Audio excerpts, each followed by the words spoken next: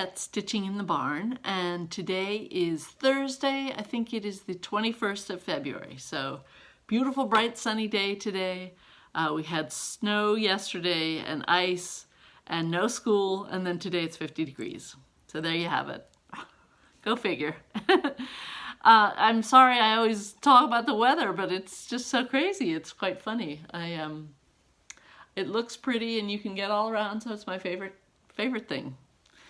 I want to say thank you so much. I've had some really nice shout outs, and I have over 1,700 subscribers, which is just a flabbergasting. I don't know if that's a word or not, but thank you all so much. And the comments I get are so kind and so encouraging, and I will try and, follow your leads and do the things, show the things that you're interested in, and try and do a good job for you, because I really appreciate you coming along and visiting every week. That's really, it's a fun endeavor so far, so that's really nice.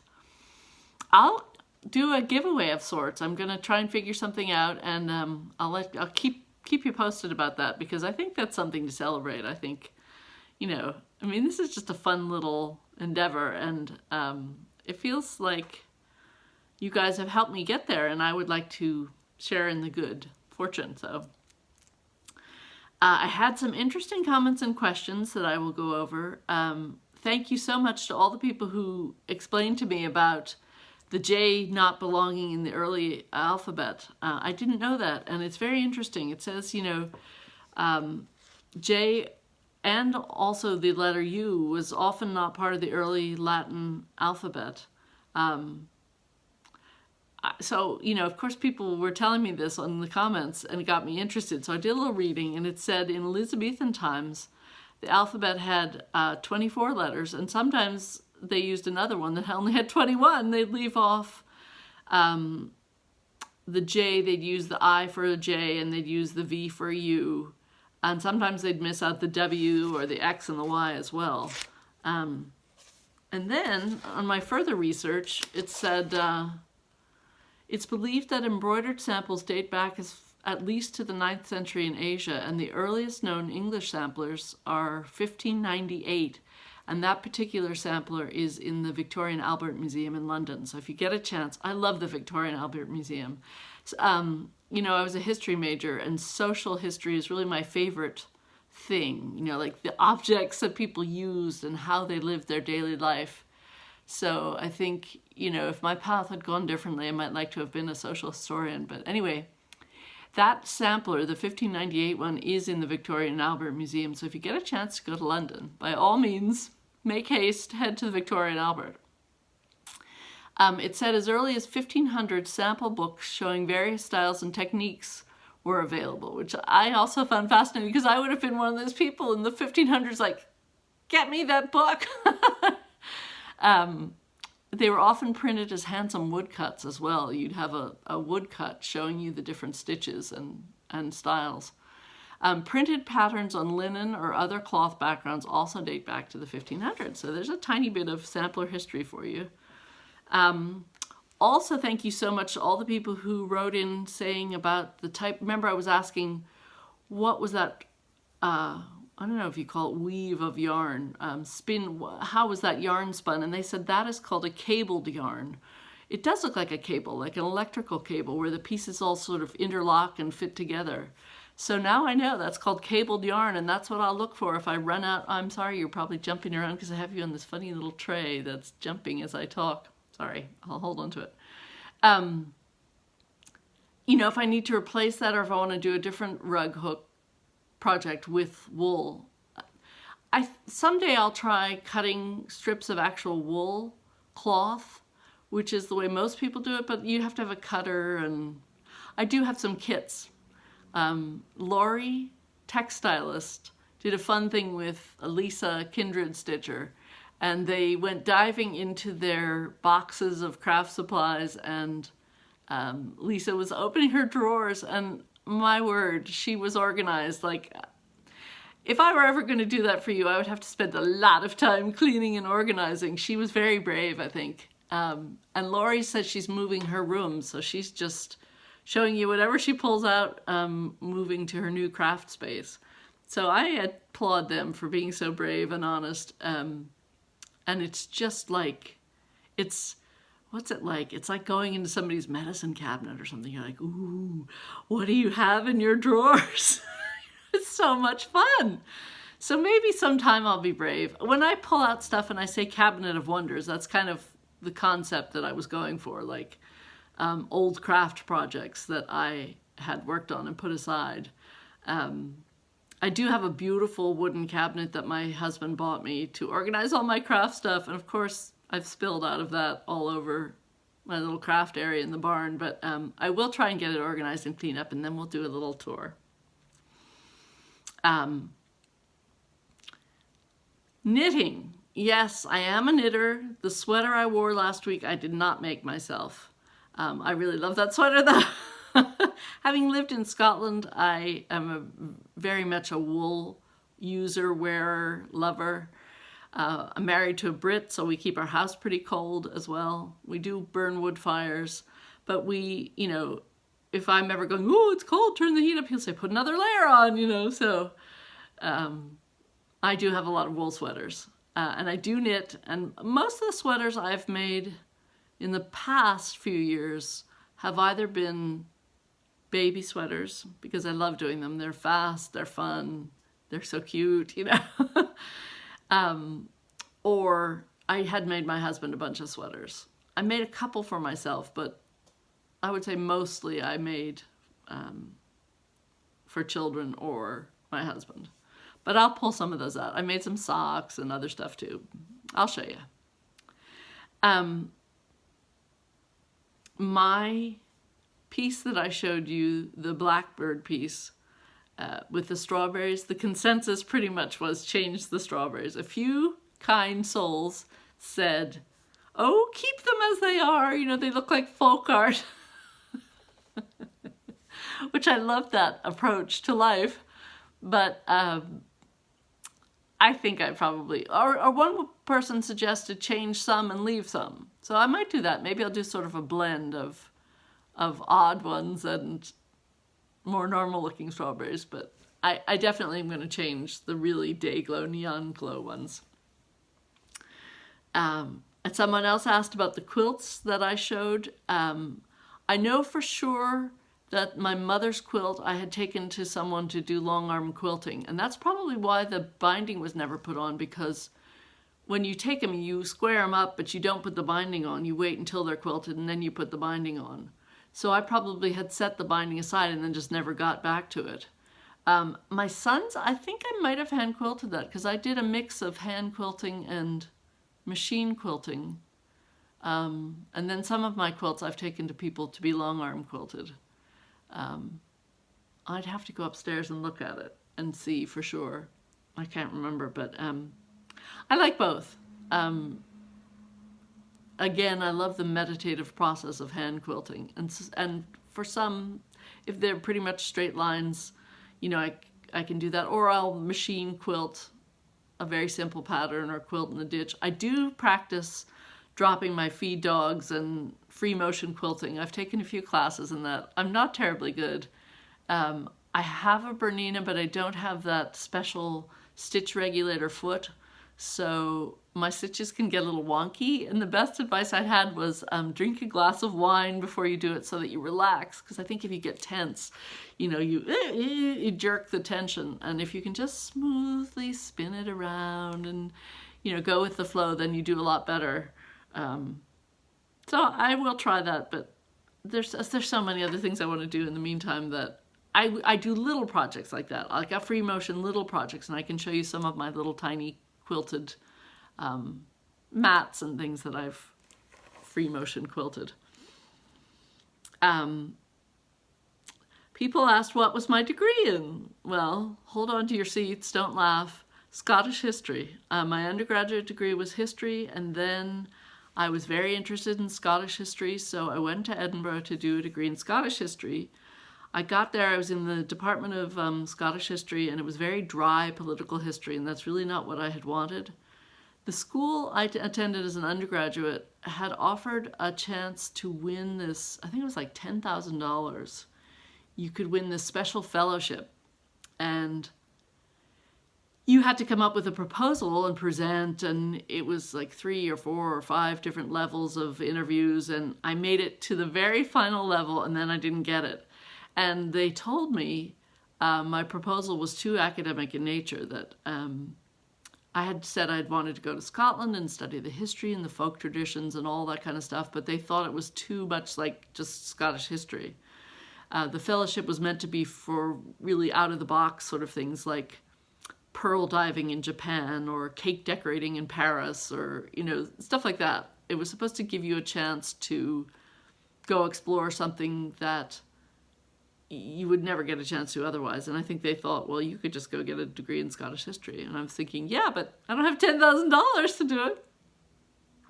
So that's how I ended up. I worked for a year when I graduated, and then I went to Edinburgh for a year, and I met my husband. And then I decided I didn't want to be in the Scottish history department. I discovered at Edinburgh University there's a department called Scottish ethnology, which is all about the folk traditions, the musical traditions, the textile traditions, you know, the woking songs, they call it, when they're weaving the cloth, and all the superstitions that go along with it. And there are certain songs they sing that beat a certain rhythm so that the cloth gets worked in a rhythmic and even way. And, you know, all that stuff just fascinated me. I loved it. And I had to go home and work for another year because I was self-funding. So I went home and worked for another year and saved my money, and then I came back and did a year in the School of Scottish Studies, which is the ethnology department. And by this point, I think my husband was graduating and decided he was going to go on and do a graduate degree in London. And so did I really want to go home for another year and work? Because I had a year in 2 different departments. To get my degree, my master's, I would have to work another year, save my money, and come back and write my thesis that final year, maybe take a few more classes and write my thesis. And at this point, I just wanted to be with my husband. Young love, that's what I said. What can I say? I remember coming home and going to a school class reunion and saying to one of my old teachers, oh, well, it's just a piece of paper. What? And she goes, Valerie, a piece of paper that would get you a job, you know, if you ever wanted to teach at a college or something. But anyway, that we had ideas. I think I said that he was interested in development economics, and we thought we'd be living off overseas somewhere, and I would be not able to work. I'd probably be just traveling with him, and if we had children, looking after them. But that never happened. So we ended up in the States, and so it's interesting. I love all that stuff. I love Edinburgh. I love Scotland. I love history. So those interests have not gone away. I'll put it that way. But I'm not sorry the turns my life took. I'm very happy. So somebody else commented that in one of the pictures I showed where I kept my dolls up on the top of the ceiling of the garage, there's a light bulb, and she was very worried. It's very close to a cardboard box, which made me laugh because you guys are so observant. But I assured her that light bulb has burned out a long time ago, and also I'm cleaning out that whole area. So I will move the box, I promise, before I replace the light bulb. I think I said that I had the idea to put Jack and Henry and Harry, the 3 little snowmen from All Through the Night, onto graders. And I attributed that idea first to Priscilla and Chelsea and to the Southern Stitcher, but I don't think it was the Southern Stitcher. The more I think about it, I think it was the Yankee Creek Stitcher. So I wanted to be sure I gave her credit for that, because I think she was the one who was talking about that. And I thought, ooh, what a good idea. One other thing I have to say is that a woman who goes by the name of Narrowgate wrote to me, because I was talking about organizing in creative spaces and things like that. And she sent me a link to a video that her daughter made, which is the cutest thing. You've got to go see this. I will put a link below. Her daughter's name is Hannah E. Harrison, And she has this video about her craft space, which is hilarious. She's done it all like a 1920s silent film. It's very short, and it's darling. Her little children are in it, and her husband comes home from work, and she's trying to get her things, you know, her painting done, and she's having to put everything away each time, and it's just funny. And it shows you in a very quick little, totally wonderful video, the dilemma that so many of us face, which is, you know, being a wife, being a mother, wanting to pursue creative things, not having space to do it.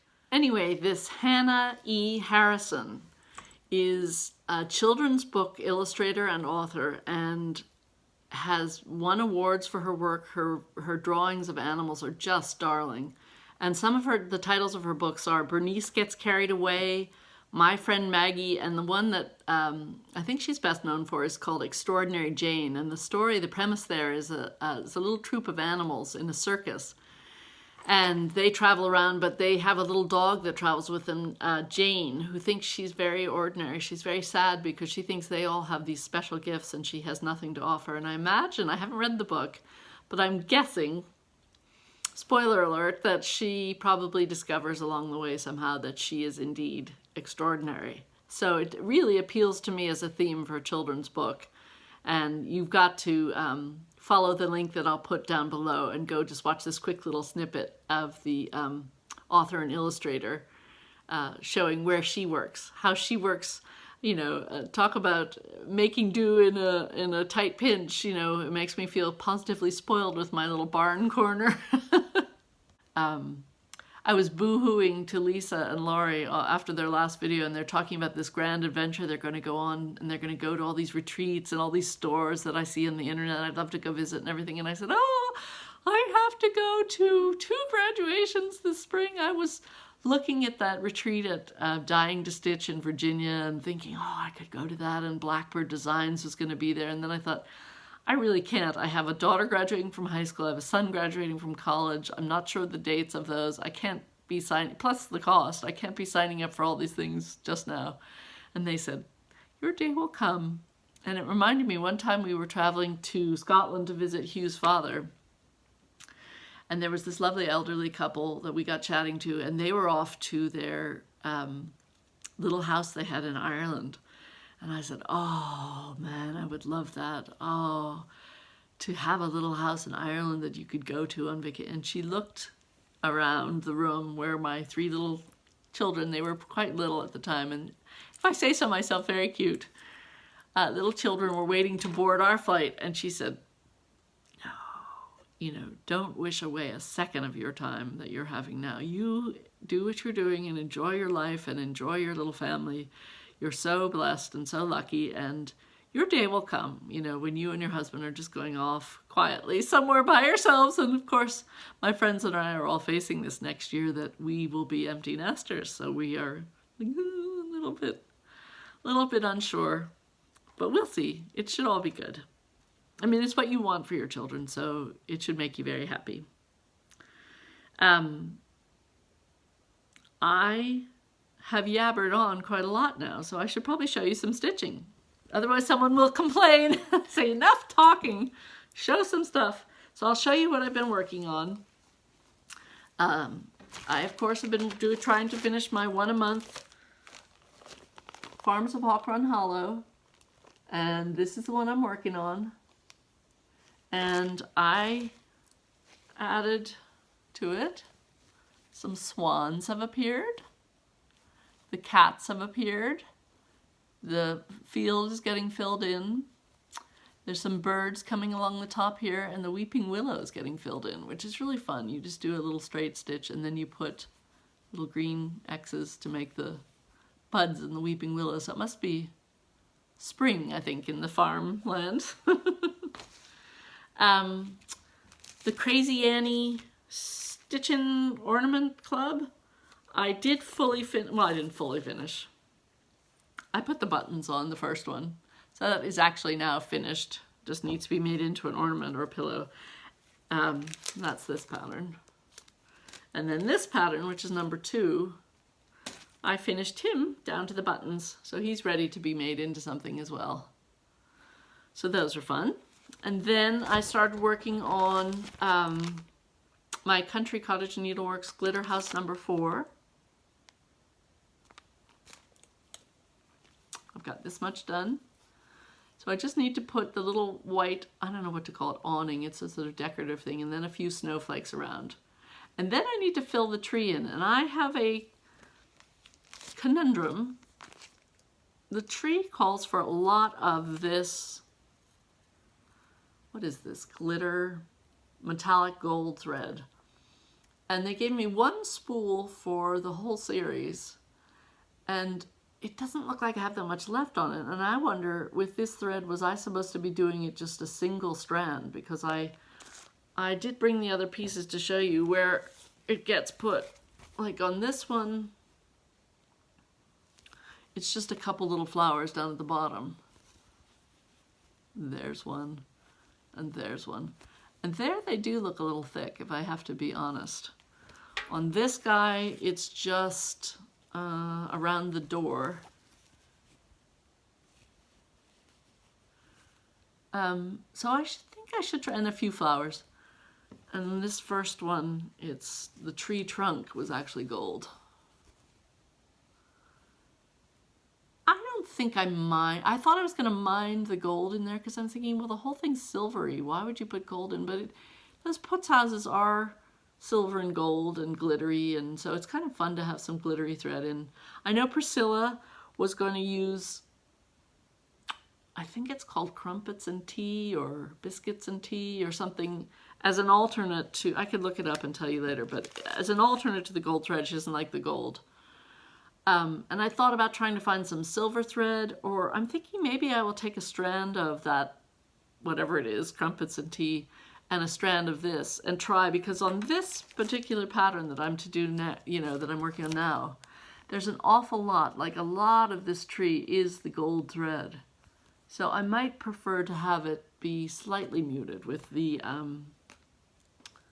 mixed, like do a thread of each. Because I know with the Whisper furry thread, if you're trying to do a lamb or something, a lot of people will take a strand of Whisper and a strand of regular floss and mix them together, and it just sort of covers better and then also gives you the fluffy appearance. So I might experiment with that a little bit.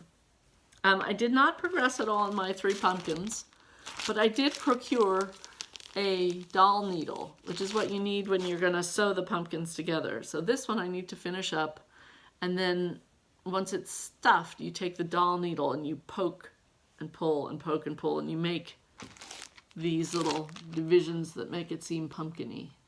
There and there and there, and you make several on each one.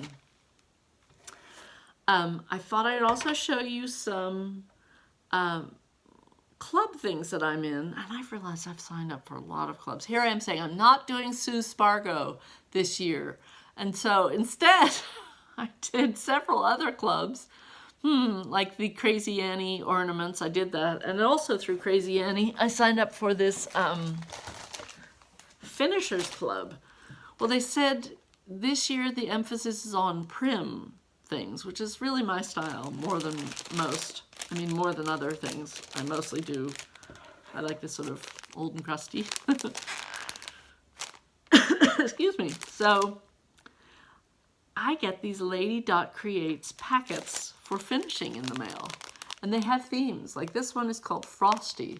So it's got white chenille, and it's got silver, I don't know what you call it, furry stuff, and it's got little snowflake trim and a little gray gingham ribbon and a beautiful blue velvety fabric to finish off little pillows or something. And then the next one I got is called Green Tea, which is really pretty. This ribbon and the green chenille, and then this pretty velvety fabric for backing the brown and the green. So I'm loving those, but it means I'm gonna have to finish some stuff myself, because in the past I've never really, I thought, oh, this would be good. I'll start accumulating some finishing supplies so that I can finish off some of my things myself. But I haven't ever tried that. I've been nervous to try. If I have the supplies, maybe I will actually do it. The other thing I got into was through Dying to Stitch. They have a couple clubs, and one of them is the Kindred Spirit Club, and I managed to get into that, and here's the first mailing for that. So I'm really excited. It's a Paulette Stewart. I love Paulette Stewart. Plum Street Sampler design, and it comes with everything you need to finish it. So there again, I'm going to have to finish something, I think, or else I'm just going to package it all and send it off and go, here you go, Lana, or someone else. So we shall see. We'll see how I get with that. I signed up for 2 of their clubs. I did not sign up for the Erica Michaels one because I was too intimidated by the strawberries. It's all her strawberries this year. I should just do, I'm starting to prep things for the Stitch Mania, which I think I will do this year. I'm always like half in, half out, 1 foot in, 1 foot out. Like I'm half following along with Lost and Floss with their finish at February, that I'm not starting anything new in February. Although it's killing me. So I've been spending some time kitting up a lot of other things, finding the floss, getting the fabric together. And then I thought, whoa, I'll be really ahead of the game because when Stitch Mania rolls around, if anybody doesn't know, Stitch Mania is a fun group on Facebook where you start a lot of things in May. Some people will start 18 things. They did 18 last year because it was 2018. This year they would be doing 19 because it's 2019. Some people just pick a random number and start a few starts. Some people start a new start for every day in May. So that's 31 days for you people, Linda Jo, who don't know the days of the month. Wait a minute, now I've confused with the 30 days, half September, April, June, and November. All of it. Yes, okay, 31 days in May. So I don't know if that is good for me or not so good for me.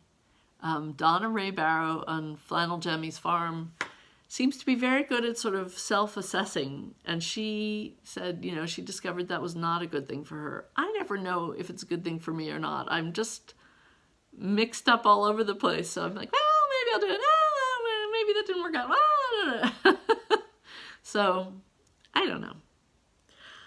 I have been putting them all together in a big basket, though, in their little project bags. They're smiling at me.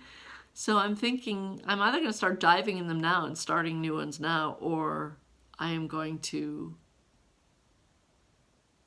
save them for May and do them in May. We'll see. I'm not sure yet. Here's a blast from the past. I think this is an old Jeremiah Junction, and boy, is it dusty. I'm embarrassed to say. Sorry. It's done on Aida, I see, but it's like a natural Aida, which is harder to find. But anyway, it's called Peace and Plenty, and it kind of reminds me of Redware. So I thought I'd show that to you. That's been on our mantle for years, and of course we have wood-burning fires all the time, so no wonder it's dusty, but I like that a lot.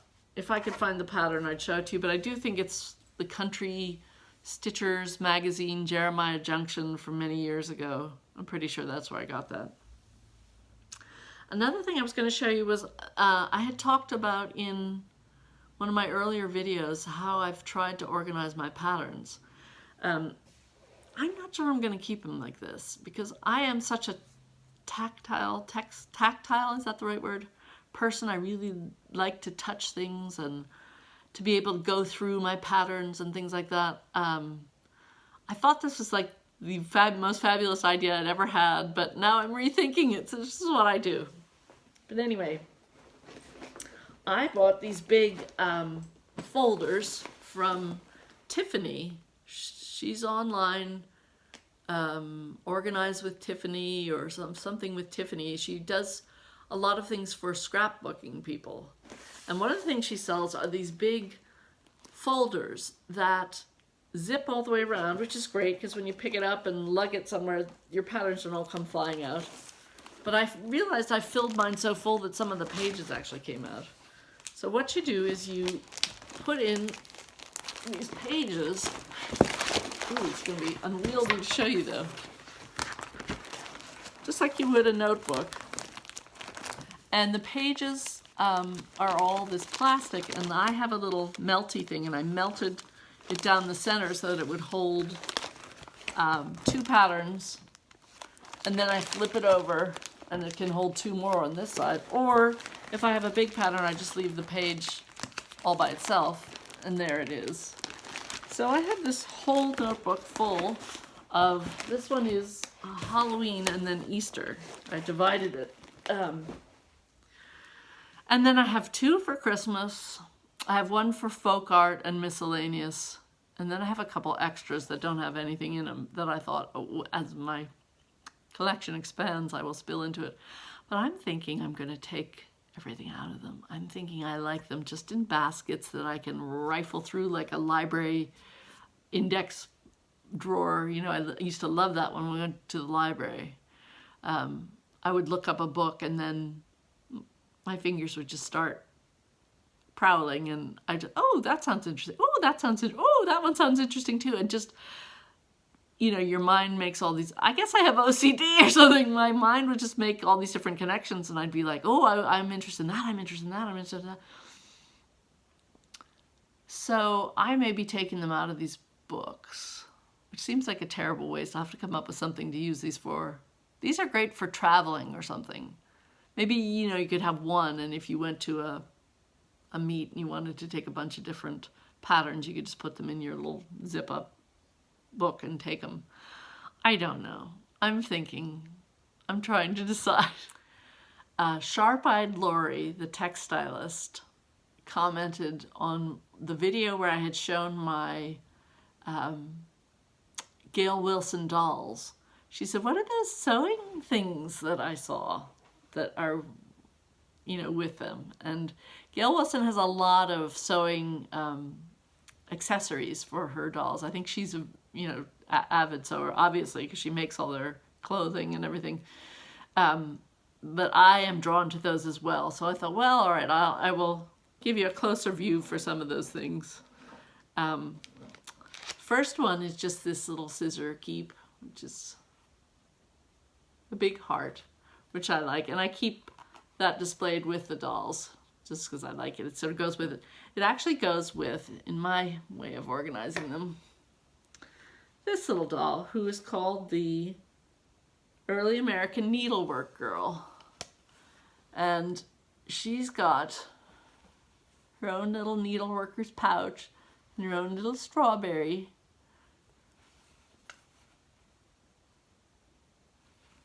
And look at the detail on this with the quilting and everything.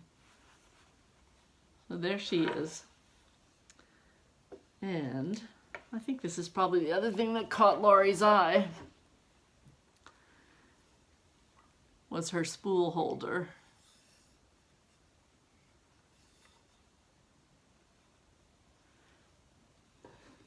But not to leave anybody out, there's an Isana Walker doll who looks like this. You probably saw her sitting in a chair. And she has her own little sewing pouch. There's a little slit in here where you would put your things inside. She's got her own little sewing box. And inside the sewing box, yes, of course, there's a tiny little strawberry and a tiny little tomato with the pins in.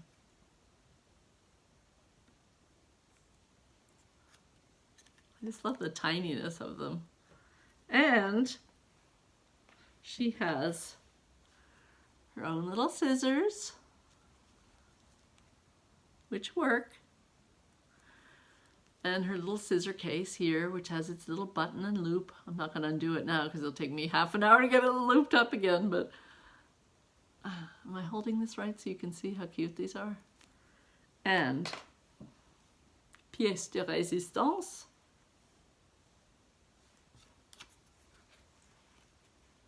Her own cross stitch.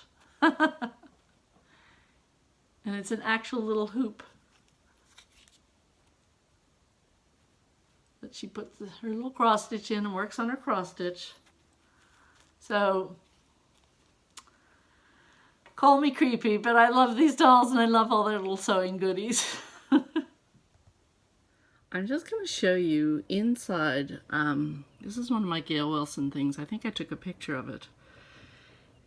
This is the wonderful world of Hitty. And I have Hitty in her little dollhouse here. I'm going to reach in and show you some of her fabulous things because Laurie of Textilist was fascinated by her sewing things. So the first thing I'm going to show you is this tiny little cross stitch that goes on the wall in here. I have to put it back so you can see. We'll put it there for now. You can also see she's got a little braided rug. This is the fascinating thing, I think. Look at her little spool holder. Isn't that wonderful? I'm going to put it back on the table like she's working on something. There we go. You can see her little quilt on her bed, and if you come over here, you can see her little log cabin quilt that she's made. She being, of course, Gail Wilson, pretending to be Hitty. But isn't that wonderful? It's tiny. Tiny, tiny, tiny. And then there's a little, I can't reach it, but there's a little tiny doll and her little quilt bed. I'll see if I can show you. See her little quilt bed? And then in this corner, there is a little sewing box, a little tomato pin cushion, and a little scissor case. I think there might even be tiny scissors in that, and some things in the basket, but I can't reach them. I need a higher stool. But that's an introduction to the wonderful world of Hitty. I hope that wasn't too much talking and not enough showing this week. I think it's hard when, you know, I'm trying not to start anything new. I do have lots of oldie moldies I could show you, but I don't want to show too many at once.